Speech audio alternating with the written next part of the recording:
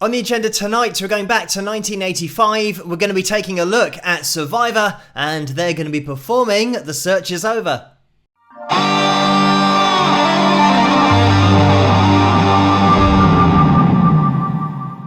Hello, Phil here from Wings of Pegasus, and welcome to another analysis video. If you enjoyed this video, please give it a thumbs up and subscribe. So, this one is just over 4 minutes in length. We might jump into it halfway, or we might not. There's going to be a link in the description below, as always, if you guys want to watch this performance all the way through without me interrupting it. But, let's get the guys up on screen and see how they get on.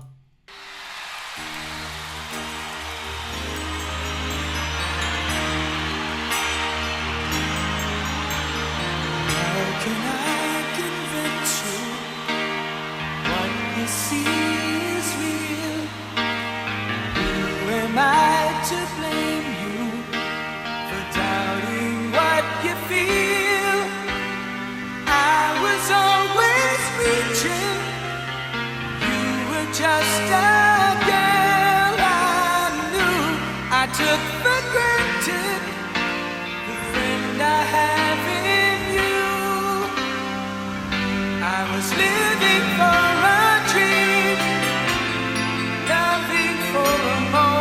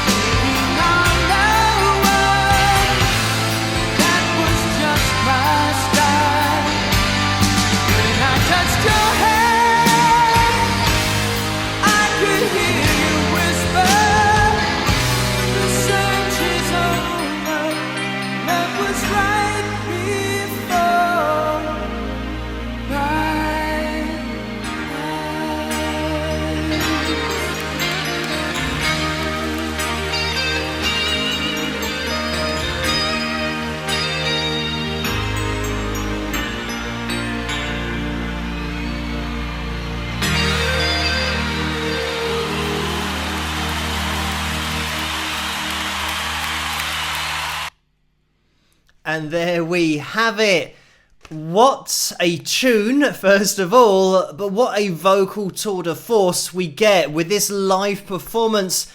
And one thing that I did notice watching the video, I think Jimmy has set the trend for my hair. That's probably where I got it from, but maybe I could have just sneaked into Survivor back in the mid-80s. But anyway, past the image, what a voice. And Jimmy Jameson, by the way, on that lead vocal, just sitting in that male tenor range, just floating up to these notes that he's hitting that are so up there. We're talking about just A4s and B4s. There's a C5 in the verse that he just flips up to. And when I say that he flips up to it, he doesn't go into a falsetto sound. He's still hitting that in what sounds like a chest voice because of the rasp that he's still got on the sound. Just total control throughout the whole performance. And it is so impressive from so many different standpoints. The guitar in there as well. We get really tasteful lead lines and it's not overplayed at all. And this is the kind of song that, because of the progressive nature of it, you could almost see it in a musical theatre production, because we have some really cool changes going on there where we're just totally lifted for the chorus. And we're going to get the guitar out and just have a quick go through the chords just to show how we change and get that lift. When you've got someone like Jimmy on that lead vocal, it means that you've got the luxury of being able to do these kind of key changes where you can just totally throw that melody line up. It gives you such a different feel, but also an emotional impact when you do increase the range by that key, or like I said, a tone. But changing it by any key, even a semitone, a tone, is always going to have that kind of impact, especially when the vocalist doesn't flip into a lighter vocal register but still belts it out. So you guys will probably know Survivor from Eye of the Tiger, from the Rocky 3 movie. I'm a huge fan of the Rocky movies and Sly Stallone, and it means that that song's on my workout playlist. I think it's on everybody's workout playlist. But Sly actually approached Survivor asking them to write a song for his upcoming movie, and he had heard their other song called Poor Man's Son, and he wanted something similar. And if you listen to that song, you will find similarities between that and Eye of the Tiger. But just to mention as well that that was Dave Bickler on lead vocal, so it wasn't Jimmy, that was Dave doing a fantastic job on that song, but just every song that he sung. That song, of course, turned into a monster hit, #1 in the USA, #1 hit in the UK as well, pretty much #1 everywhere around the world. But unfortunately, Dave had vocal nodules on his vocal folds, so it meant that he had to go in for an operation in order to get that sorted out. And at this point, it would have taken a lot of time to recover from that. So it just happened to be the case that the other guys didn't want to wait around for too long. So that's when they got rid of Dave and hired Jimmy. And that's where things then moved forward. And in the mid-80s, they really had a lot of success with Jimmy as the lead singer. So just to let you guys know the range that's being covered here by Jimmy, like I said, we're in the male tenor range. We'll get the piano up on screen so we have a little bit of a reference point. And in the verse, we're pretty much around, actually the lowest note in the verse, I believe, is a G3. So it means that we're going to be down here. Hopefully you can see the arrow on the screen. And we do have that C5, the male tenor high C, which, as you can see, if I go all the way up the piano, here we are at the C5. So we've got this massive range going on, and this is why we can have the key change and be taken all over the place with the progression going on. Because of the vocalist, he can take his voice to these places. So it means that as the chords ascend, he can take his voice up with them. And he seemingly just doesn't have a limit or a top end to that range, because he always has that tonal consistency where you have that hint of rasp in the sound, and he can even lean into that rasp even more. So there's so much texture to the vocal that it's just full of emotion because of the way that he can just give you these different flavors with his voice, just that ever so slightly overcooked sound. When I say overcooked, it almost is like a smoky sound that he has to his voice, which just makes it so easy to listen to. So we'll jump into the verse and the chorus. We'll go through the chords, see how they change, and the melody changes over the top from Jimmy. There's been a little bit of keys in the intro, and then now, second verse, everything comes in, a little bit of guitar as well. So we'll have a go through the chords, even though it is mostly going to be keys, but I'll just play what I think the chords are, just listening to it on the guitar, just so we can follow them along. Last forever. Will we fall apart? At times it's so confusing.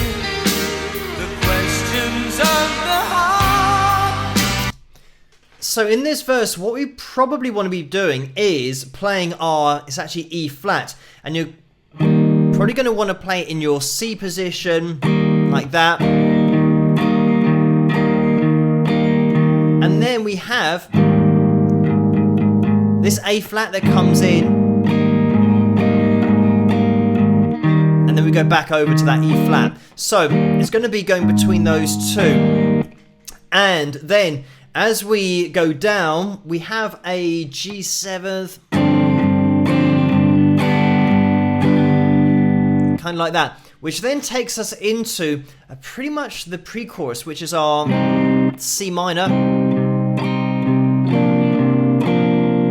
And then literally just taking off your chord, and we go into an A flat, an E flat. We're going to take it down, back down to, C minor where we started. I think the second time we might have this G, so effectively, G minor 7th.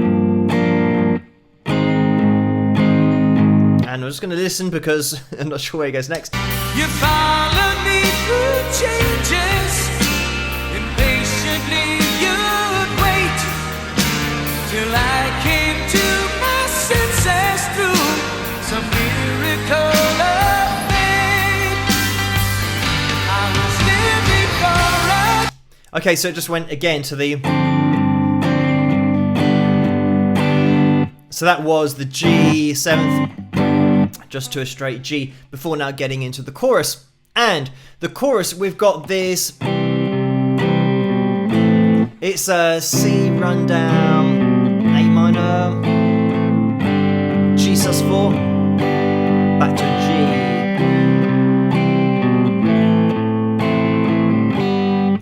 sus4, and now this is where the jump comes in. See if you can spot it.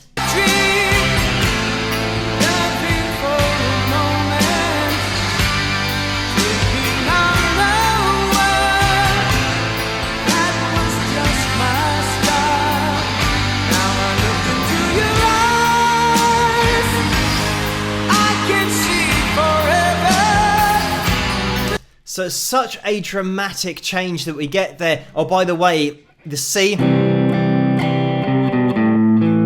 it's a little bit of a faster rundown in order to get that phrasing.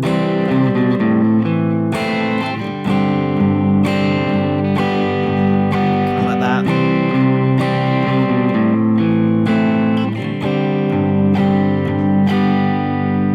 And this is where we get, at this point, this jump that is going to be so, it's actually going up to our E flat. So we've got this, I mean, probably want to keep there. You probably want to keep that same shape. We're then going to the A flat down to F minor, and oh no, we are going diminished, but it's going to be the B diminished to the C minor, A flat, B flat, E flat. There's a lot of guesswork going on there, so I'm just going to take it back and have a listen, just check that those were right.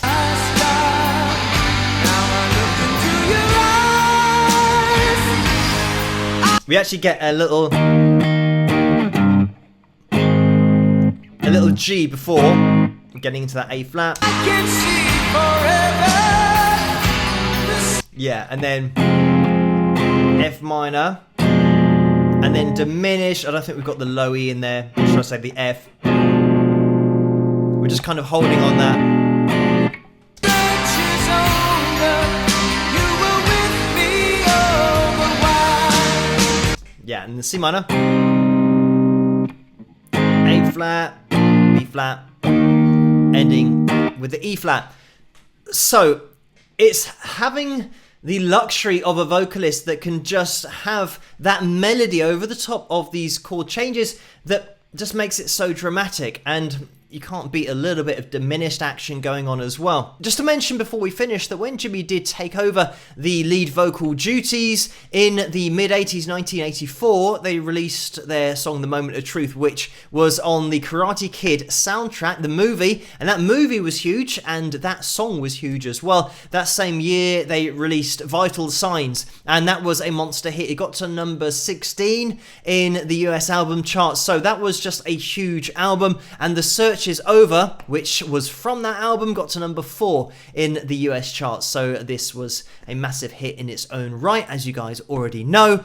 In 1991, this is where Jimmy released his solo album, but he was still touring and doing shows as Survivor, using that band name. And this is where things got a little bit tricky, because Jim Petrick and Frankie Sullivan, who, well, they didn't really like the fact that their name was being used, because they had founded the band in the first place, but then Jimmy was the singer, but then Jimmy went off and started using Survivor, the band name. I think it became a little bit more important due to the fact that Jim and Frankie had teamed up with Dave, the previous singer, Dave Bickler, that I mentioned earlier, so they wanted to make sure that the band name was sorted out, and in 1999, Frankie got the rights to the Survivor band name, I believe.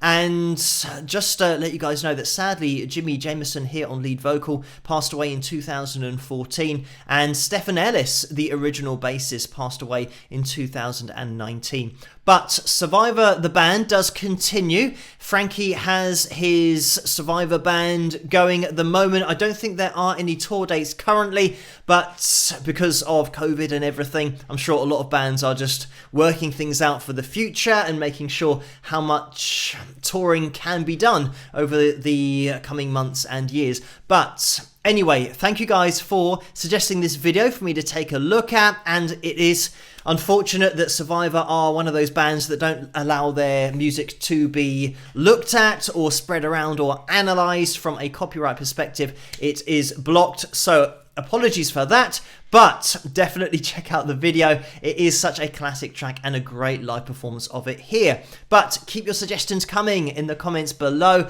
Let me know what you guys think, and if you did enjoy this video, please give it a thumbs up and subscribe, and I'll see you guys at the next one. Rock!